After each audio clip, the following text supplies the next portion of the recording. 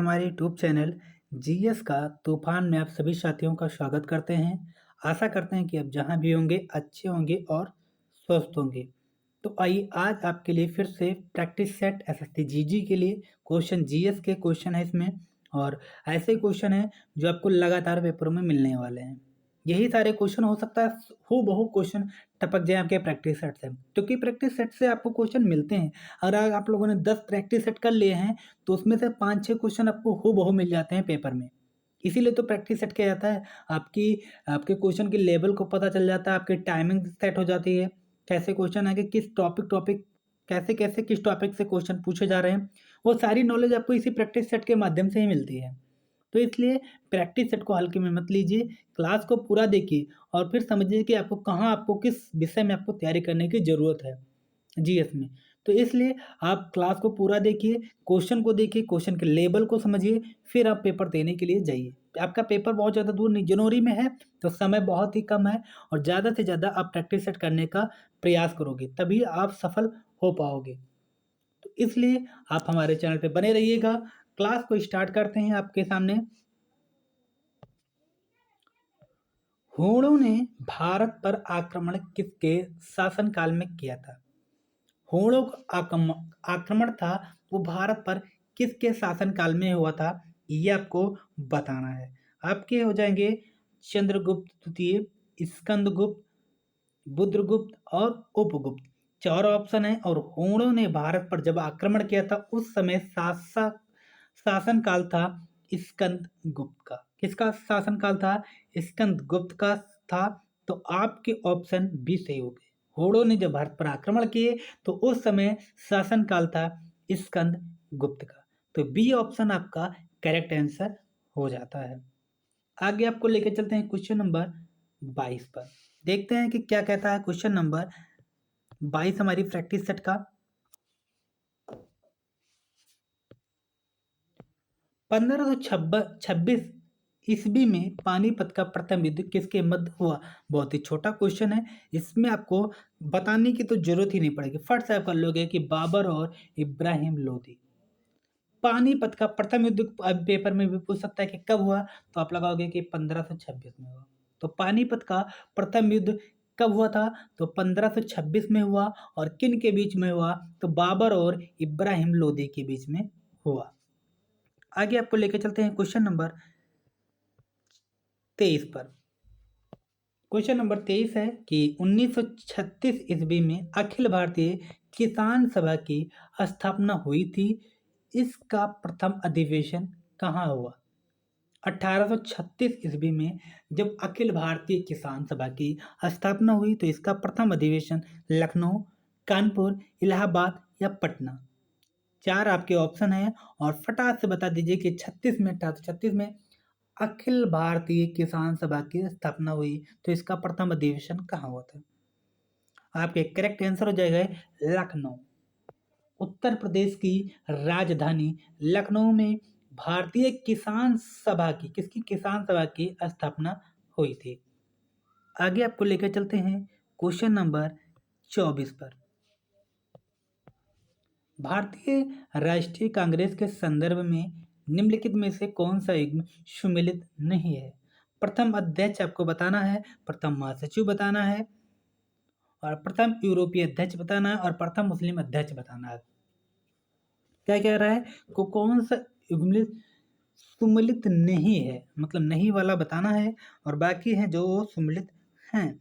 तो जो सुमेलित नहीं है वो आपको सही दिख रहा है कि प्रथम मुस्लिम अध्यक्ष आगा का ये नहीं थे, बदरुद्दीन तैयब जी थे हमारे प्रथम मुस्लिम अध्यक्ष। प्रथम यूरोपीय अध्यक्ष जॉर्ज यूले थे, प्रथम महासचिव एओ होम थे, और जो प्रथम अध्यक्ष थे वो बैनर्जी थे। तो ये तीनों सही थे, और जो गलत है वो थे प्रथम मुस्लिम अध्यक्ष बदरुद्दीन तैयब। 1886 में था उनका कार्यकाल। ठीक है, आगे आपको लेकर चलते हैं अगले क्वेश्चन की तरफ और देखते हैं हमारा अगला क्वेश्चन क्या कहता है। मौसम बदलने को क्या क्या कारण होता है?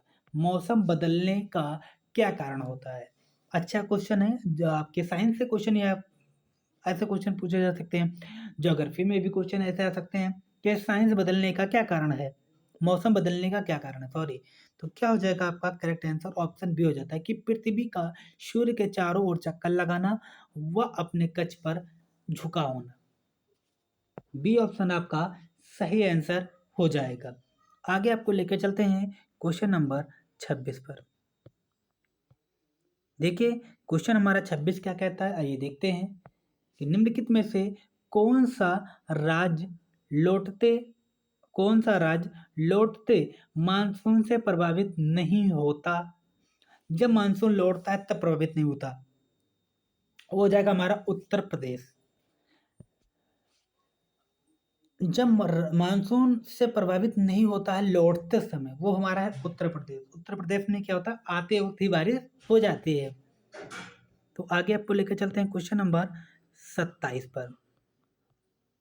27 आइए देखते हैं, बहुत अच्छा क्वेश्चन दिख रहा है कि निम्नलिखित पर विचार कीजिए। किस पर विचार करना है, निम्नलिखित पर विचार करना है। धान की खेत, आर्द्रभूमि, जुगाड़ी करने वाले पशु और कोयले का खनन उपयुक्त में से कौन सा प्रमुख तीन हाउस गैस मीथेन के स्रोत हैं।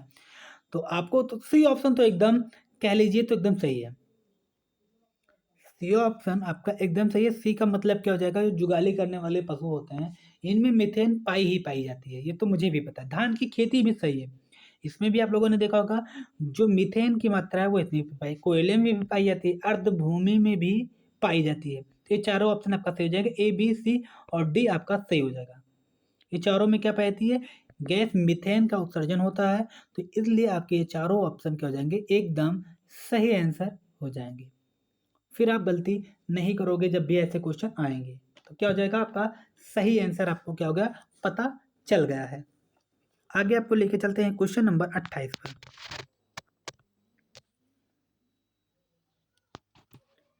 क्या कह रहा है आपका क्वेश्चन नंबर 28, आइए देखते हैं।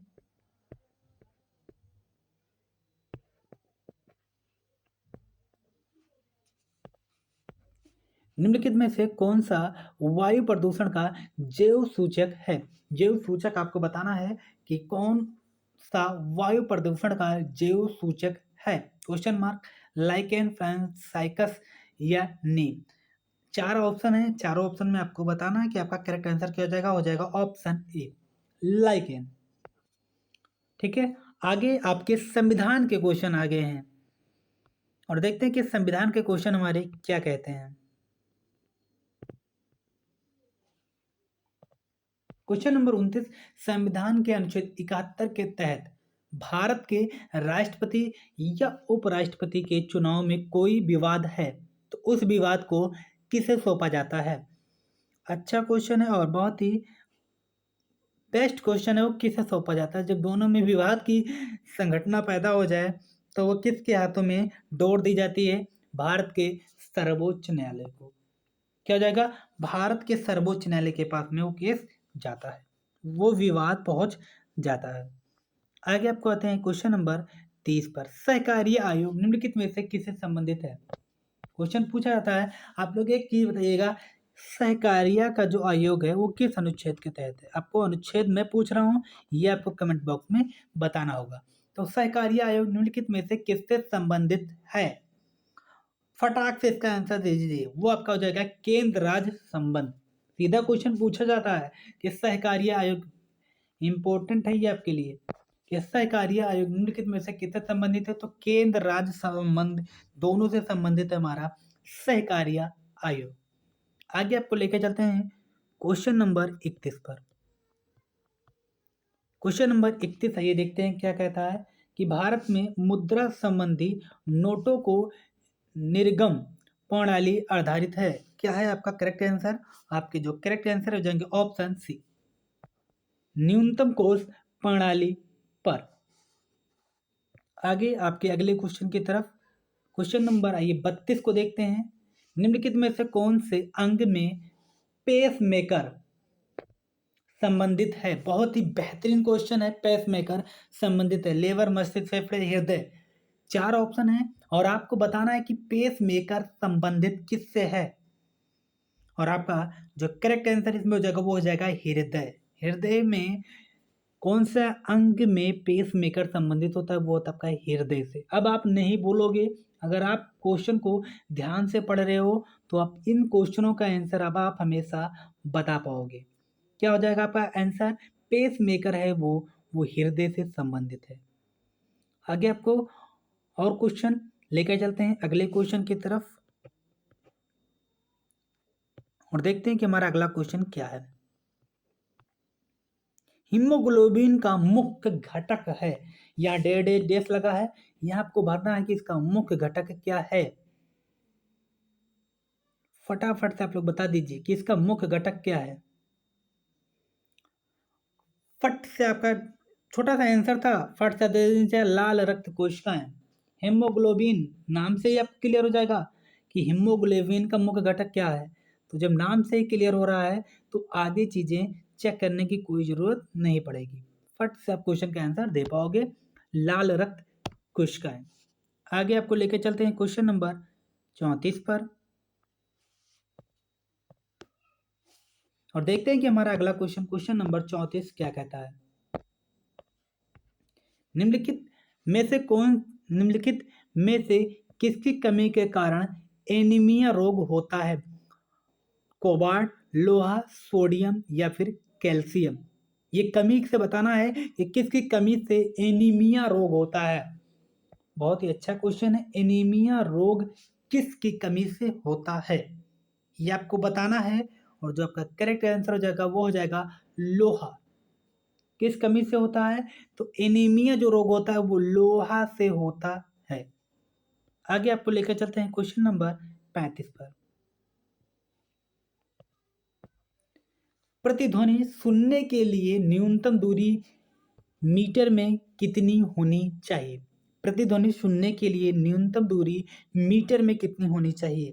तो वो आपका करेक्ट आंसर हो जाएगा 17 मीटर। प्रतिध्वनि सुनने के लिए न्यूनतम मीटर की दूरी कितनी होनी चाहिए? 17 मीटर। आप लोग याद कर लीजिएगा इस डिजिट को। आगे आपको लेके चलते हैं क्वेश्चन नंबर 36 पर। क्या कहता है क्वेश्चन नंबर 36? आ जाइए। बिजली से धातु चढ़ाने की प्रक्रिया या फिर गैल्वेनीकरण में निम्नलिखित में से किस धातु का उपयोग किया जाता है? जस्ता, तांबा, लोहा और चांदी। और आपका करेक्ट आंसर हो जाएगा जस्ता।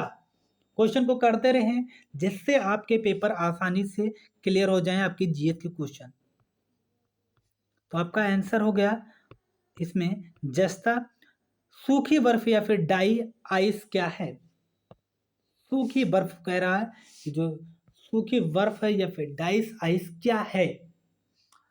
तो ये आपका हो जाएगा ठोस कार्बन डाइऑक्साइड। सूखी बर्फ या फिर डाई आइस क्या है? इस शब्द को ध्यान से पढ़ो, उसके बाद में आंसर दो, ठोस कार्बन डाइऑक्साइड। आगे बढ़े।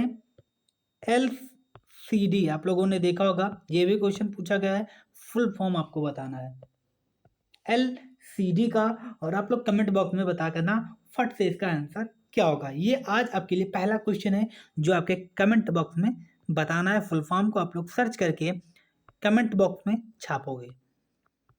विश्व में कौन सी भाषा अधिकतम लोगों द्वारा बोली जाती है? विश्व की बात कर रहा है, पूरे भारत की बात कर रहा है ये। तो आप लोग बता दीजिए कि जो विश्व में कौन सी भाषा अधिकतम लोगों द्वारा बोली जाती है?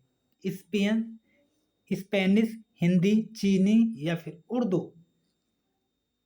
तो विश्व में जो सबसे ज्यादा बोली जाने वाली भाषा है वो आपकी चीनी। सी ऑप्शन आपका सी हो जाएगा। विश्व की बात कर रहा है और विश्व में अधिकतम जो लोगों द्वारा बोली जाती है वो चीनी बोली जाती है। भारतीय अंतरिक्ष अनुसंधान संगठन का मुख्यालय कहाँ स्थित है? छोटा सा क्वेश्चन है, इसमें आपको देरी नहीं लगेगी, वो है बेंगलुरु। क्या है? बेंगलुरु। तो ये रही आज आपकी क्लास, आपकी प्रैक्टिस सेट की। उम्मीद है कि आपको अच्छी लगी हो। अगर अच्छी लगी हो तो वीडियो को लाइक कर दें, शेयर कर दें हमारे चैनल को, और आप पहली बार अगर हमारा वीडियो देख रहे हो तो वीडियो को, हमारे चैनल को सब्सक्राइब करना ना भूलें। तो फिर हम आपको मिलते हैं अगली क्लास में, अगले प्रैक्टिस सेट के साथ में, करंट के साथ में। तो आप लोग चैनल पे बने रहिएगा, वीडियो को पूरा देखा कीजिए और शेयर करना और सब्सक्राइब करना मत भूला कीजिए। तो फिर हम आपको मिलते हैं अगली वीडियो में नेक्स्ट टॉपिक के साथ में।